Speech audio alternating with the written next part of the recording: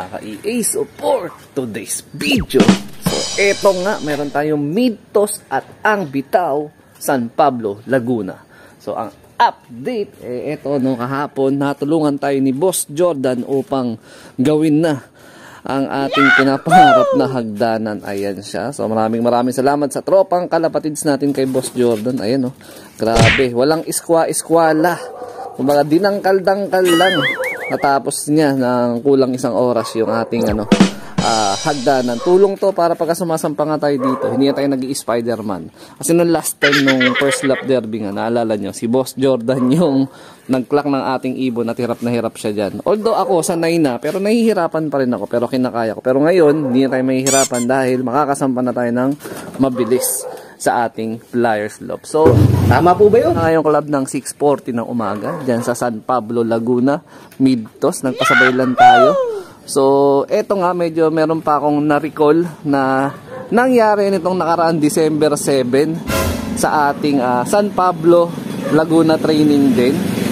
So, nung nakaraang San Pablo, Laguna, nakapag-pulling winner pala tayo nun. So, nag-second place tayo nung panahon na yon.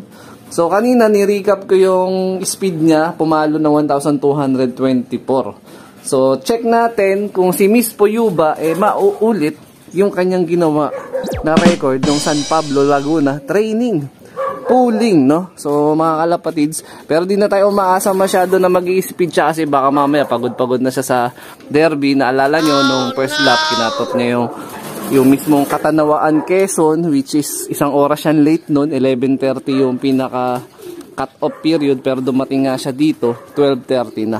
Pero hindi tayo masyadong worried doon. Bibigyan pa natin siya ng second chance, i-re-entry natin siya sa padating na linggo, which is ang Bitaw dyan, second lap derby sa kabilang club. So dyan na tayo naglilipad. So sa ngayon, sumabay lang tayo ng Midtos ng SJ.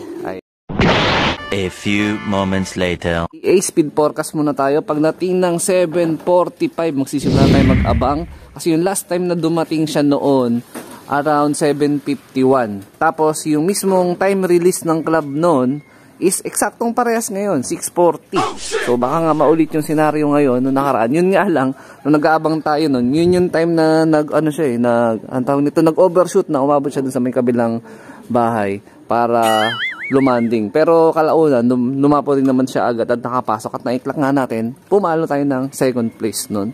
So, yun nga po pala, no, mga ka-EA. I-update ko rin kayo dun sa ating Project Gift Bird, which is dito kay Japan. Ayan. So, nung last time na brinid ko to, meron siyang pinarisan doon na akala ko okay na, all goods na. Kasi nagpares nga sila kusay, hindi na ako nahirapan. Yun nga lang, ang system na pareha sila nag-itlog. 4 ang initlog nila. So, nangyari, binaklas ko din agad.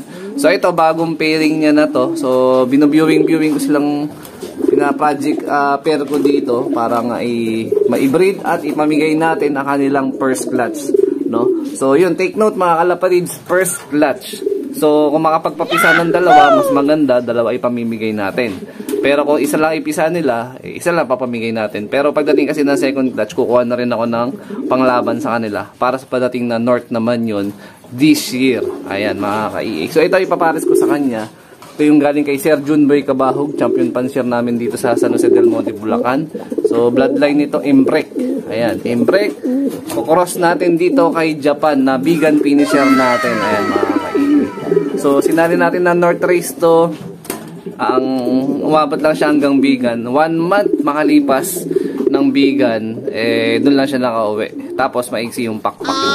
So, yan. Kinokondisyonan natin siya. Hindi na natin siya ililipad kasi ayan, may nanghihingi ng lahi niya at nagre-request na natin siya i-breed. So, natin yun. Gagawin natin yung request na yun. Pero hindi ko pa alam kung sino yung pagbibigyan natin yan. Alright. 6:40 San Pablo, Laguna. Release.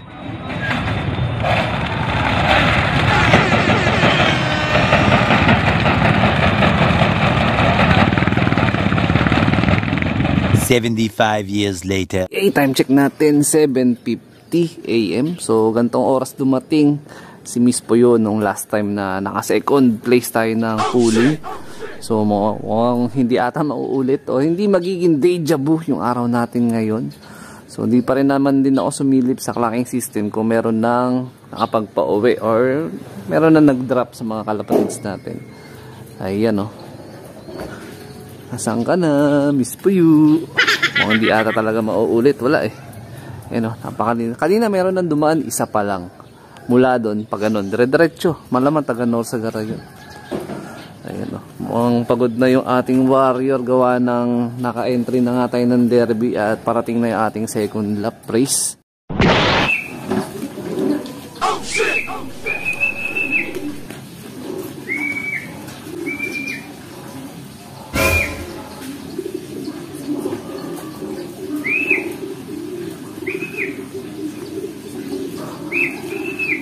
Oh no!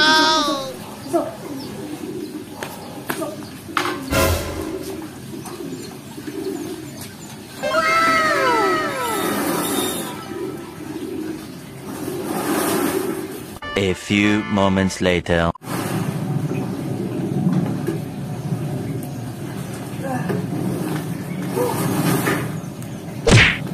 So ayun mga ka-EA, halos 1 minuto ang naging atrasado ng pag-uwi niya, no? Ayun oh, may evac pa siya sa may noo niya. Pero di ko sure kung ano yung possible rankings niya. Pero nag-speed siya na 1,184. Ayan si Miss Puyo. So di ako nagkamali sa pagpili sa kanya upang isali ulit sa ating pooling. So mamaya ng konti, maglalabasan na lahat ng nakapag-clock ngayon sa aming mid-toss at pooling. So sana pumasok siya ulit dun sa kahit sa placer na lang. Ayan no. So ginulat na nga lang niya ako. Akala ko hindi na siya uuwi ng halos ganong oras. Pero 1 minuto lang yung in-skip natin. Whew, grabe. Makapasok kaya sa pooling winner si Miss Puyo. Ayan siya oh.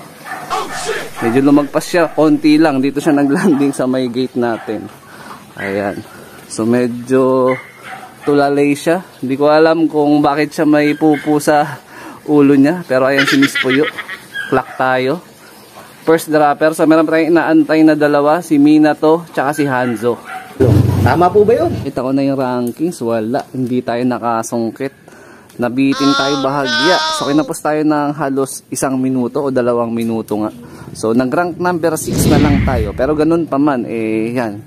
Mabilis pa rin na nakauwi ang ating ibon. Pumalo rin siya ng 1,184. So yung last time kasi niya 1,224. 2 minuto yung nabitin niya na oras ng pag-uwi. So yan, congrats sa pooling winner natin dyan sa SJ. Congrats sa inyo. So meron pa tayo inaantay na dalawa pero hindi na natin sila bibidyohan at kumpiyansa naman ako na uuwi sila. So good luck sa lahat. So meron tayong second lap na derby sa padating na linggo. So dito ko natatapusin itong video na to. And shout out sa mga solid supporter natin dyan. Siyempre huwag kakalimutan mag-like, comment, and share. Ayan. So ingat mga kalapatids. Keep safe. God bless. Si Minato na lang naman inaantay. Tsaka si Hanzo yung dalawa. Uuwi yun pero mabagal kasi umuwi yun eh. Kaya di natin sila antay.